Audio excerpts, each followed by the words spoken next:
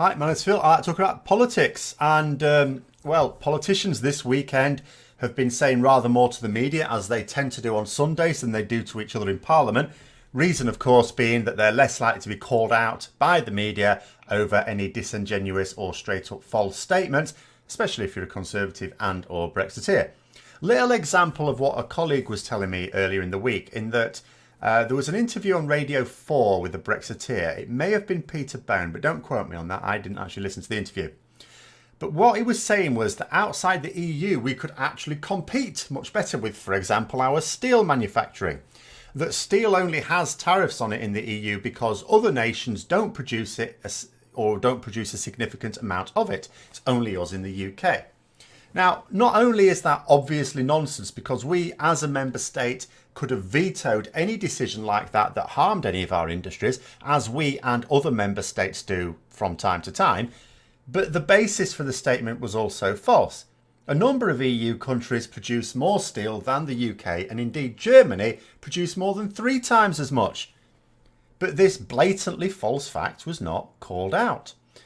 But anyway, back to the so-called Brexit talk. So people have been asking me, after the few days, basically what happened was the government and Labour were having these Brexit discussions for several hours, 4 or 5 hours a day for 3 days at the end of last week. And then they just sort of finished. And people have been asking me for my conclusions on them. And it's been very difficult to conclude anything more than I'd already said until this weekend when Theresa May had a bit of an interview. And what I said at the time was that all I saw it as was an attempt by Theresa May to shift Brexit blame onto Labour in the event of general elections. She knows that the Conservatives are going to be blamed for whatever situation we find ourselves in at the time. So what she needs to do is to stop Labour from benefiting from it and ending up forming the next government. And surprise, surprise, the talks went on, as I say, for several days. And then they just sort of ended. Neither side are saying that they've ended, but at the same time, no new talks have been scheduled as yet. Now, of course, they may decide to schedule some next week, but they haven't as yet. And in that time, Labour kept saying that the government continued to refuse to move any of its red lines at all. There was simply no compromise on her part. Now, today, the Prime Minister has said that only an agreement with Labour will allow Brexit to happen at all. She said that Parliament has voted against no deal. Nice of her to notice that Parliament votes on things. And so that left us in a position where either we leave with a deal or we don't have Brexit at all. She said, and I quote, "The fact is that on Brexit there are areas where the two main parties agree. We both want to end free movement, we both want to leave with a good deal, and we both want to protect jobs." Well, the majority of the Labour Party do not want to end free movement or leave with any sort of deal. I think you'll find.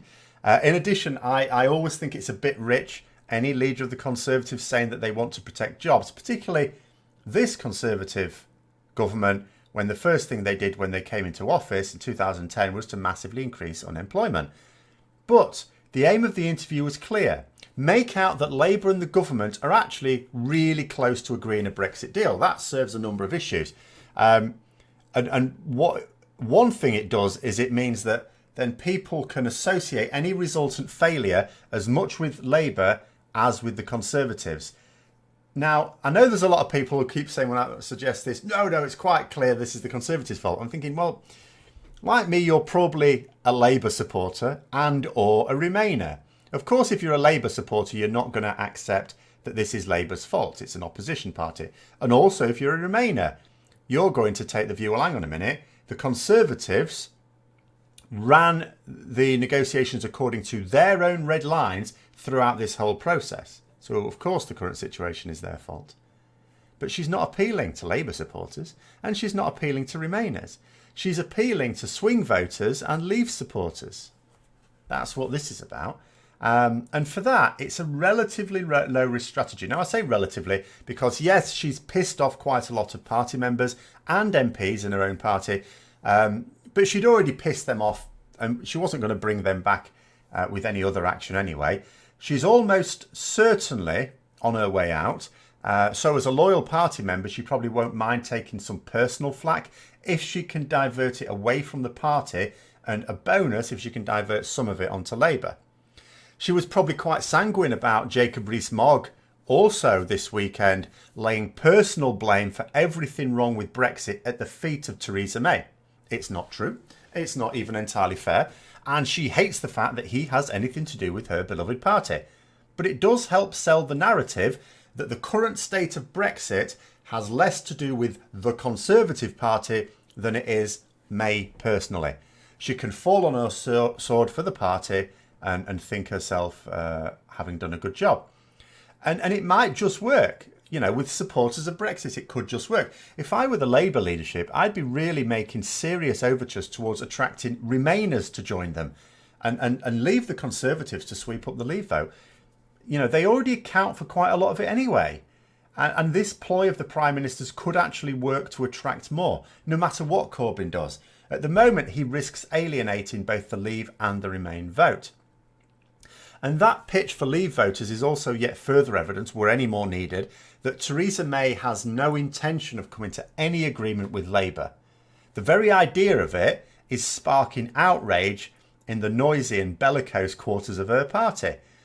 But I'm not sure if her ministers are necessarily helping her there, if that's the intention. For example, Jeremy Hunt, I think it was, said today that it would be the end of the Conservative Party if we had to fight European elections. I mean, I don't think I agree with that, but as a Labour supporter, my reaction to that would be rubbing hands and with a look of glee on my face. You know, how is that supposed to encourage Labour to agree to anything? It's literally like Jeremy Corbyn being told, you need to help us, otherwise your main political opponents are going to disappear up their own arses. All right, then. I also read the report on this on the Sky News website as well, and it was saying that Jeremy Corbyn is under pressure after 80 Labour MPs wrote to him to remind him that a public vote was the bare minimum requirement for cooperation. But that shouldn't be pressure. He should be getting right behind that ideas. No matter what Brexiteers will tell you, you never piss off the public by letting them vote on something. The public are pissed off with politicians, and that didn't start with Brexit, but they also like being asked things. This is why local council elections always go badly for the current government party. It's the public's way of warning them to behave. It doesn't mean they won't vote for them in the more important general elections, but people like being listened to. People don't treat local elections seriously, so they just use it to give the current government a bloody nose. A voice is all most people want from politicians, and a public vote is a voice. Yes, it will disenfranchise some of them if the option that they want or they think they want isn't there. But I think those people are disenfranchised from the system anyway. I think they're completely lost, unrecoverable at the moment after the depths to which Brexit has sunk the country. So I see no reason from a tactical point of view why Corbyn should not get fully behind the policy that party members, the parliamentary party, and even his own cult are desperate for him to champion. The arguments about lost votes gets more spurious by the day. There are many more votes to be gained than lost by distinguishing Labour from the Conservative on this most crucial of issues. Remember, Theresa May is today emphasising what it is that Labour and the Conservatives have in common. What is the Labour leadership going to do to blow that comparison sky high? So that's my thoughts on the conclusion of those apparent talks. Let me know what you think, of course, in the comments below. Hope you enjoyed the video. If you did, don't forget to click the like button, subscribe for further content. Click the bell notification as well, please. And until next time, I'll see you later.